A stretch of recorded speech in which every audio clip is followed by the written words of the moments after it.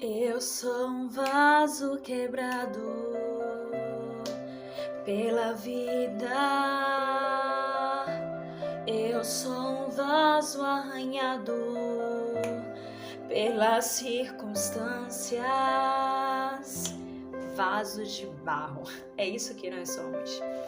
Salmos 2, versículo 2, a gente vai ver o seguinte: os reis da terra se levantam e os príncipes conspiram contra o seu ungido, dizendo: rompamos suas ataduras e sacudamos de nós as suas cordas. Versículo 4: aquele que habita nos céus se rirá, o Senhor os confundirá. No versículo 9, a gente vai ver o seguinte: Tu os esmigalharás como uma vara de ferro, os despedaçarás como um vaso de oleiro. Versículo 11 e 12. Servi ao Senhor com temor e alegrai-vos com tremor. Beijai o filho para que ele não se ire e pereçais no caminho, quando em breve se acender a sua ira. Bem-aventurado todos aqueles que confiam nele, ou seja, que confiam no Senhor. Ainda que a nossa sociedade, ainda que os nossos reis, seja lá quem for, vier tentar contender contra aquele que o Senhor tem levantado para defender a sua mensagem, aquele que tem buscado ser fiel na mensagem da cruz, na verdadeira mensagem do Evangelho, naquela mensagem que nem todo mundo quer ouvir, naquela mensagem que diz que é necessário matar o seu eu para que Cristo viva em mim e em você. A verdadeira mensagem da cruz, que muitas vezes não tem sido pregada, porque muitos não querem ouvir e simplesmente têm criado um Cristo para si mesmo. E muitas vezes até criticam outras religiões e chamam de idólatras por adorarem estátuas e tantas outras coisas. E muitas vezes alguns cristãos têm construído ídolos para si mesmo. Mas ainda existe um povo remanescente.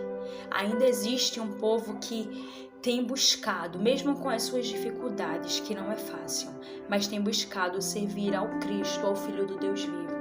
Esse mesmo Cristo que está nos céus e que vê tantas pessoas se levantarem contra você para te parar, para tentar te deter. Mas ele se ri. Ele ri porque ele está com você e ele é poderoso. A ele foi dado todo o poder nos céus e na terra. A ele pertence toda a sabedoria. E ele diz no versículo 9, do capítulo 2, quando ele falou aqui: tu os esmigalharás com uma vara de ferro, os despedaçarás como um vaso de oleiro.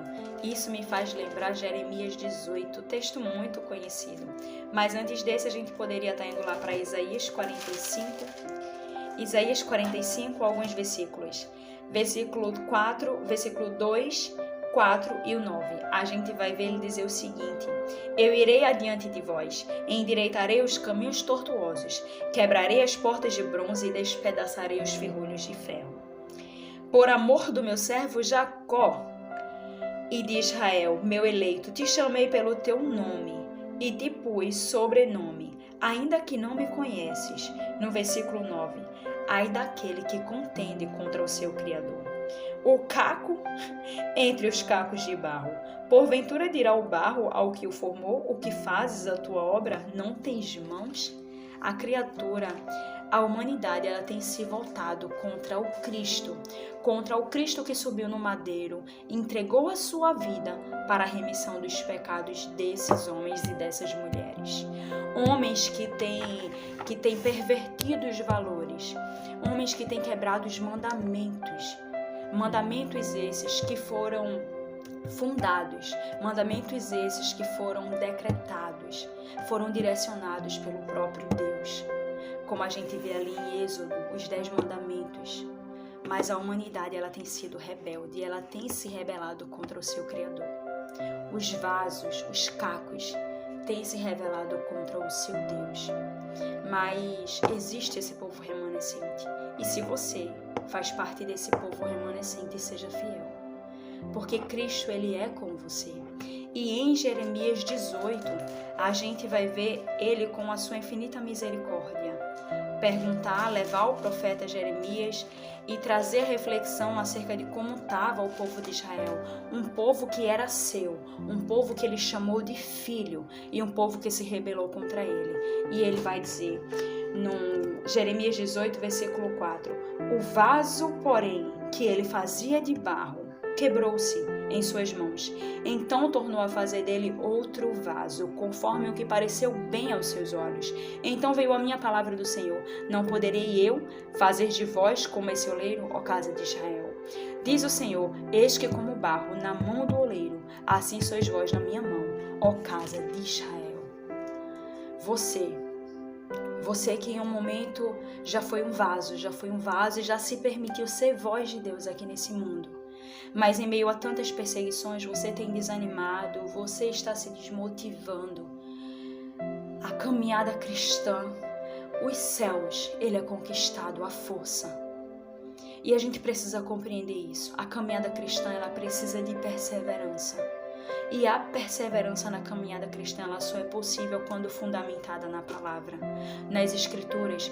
Em Jó 23, a gente vai ver ele declarar que ele meditou, ele não se apartou da lei de Cristo de dia e de noite. Ele priorizou a lei, ele priorizou a palavra de Deus, ele priorizou a presença, ao invés do seu próprio alimento. Então que isso possa queimar, que isso possa arder no meu e no teu coração. Mas um dia o oleiro veio e me levou. Mas um dia o oleiro veio e me amou. Mas um dia o oleiro veio, quebrou o meu coração e me fez um vaso novo.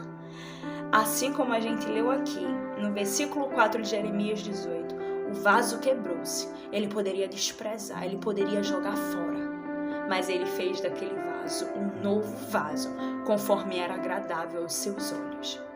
Quem sabe você está precisando passar por esse processo, descer a casa do oleiro, ser quebrantado, ser quebrado, ser moído. Isso dói, isso machuca, mas vale a pena. Antes está dentro daquilo que Deus planejou para a sua criatura. Povos que em outros momentos era chamado de criatura, mas através do sacrifício de Cristo pôde ser chamados de filho por adoção. Vale a pena. Vale a pena e é necessário descer à casa do oleiro, ser quebrado e se tornar um vaso novo. E carregar dentro de si um grande tesouro, que nem fala lá em 2 Coríntios 4. Um grande tesouro que é a presença de Cristo. Então que Deus ele te abençoe, mas que Deus ele te desperte. Independente do estado em que você se encontra. Se você é um vaso, que você se posicione como vaso de barro. Assim como a gente viu em Salmos 2. Ainda que o mundo te persiga, ainda que pessoas te julguem, te apontem, não importa. Maior é o que está em você do que aquilo que tem tentado contra a tua vida. Que Deus te abençoe.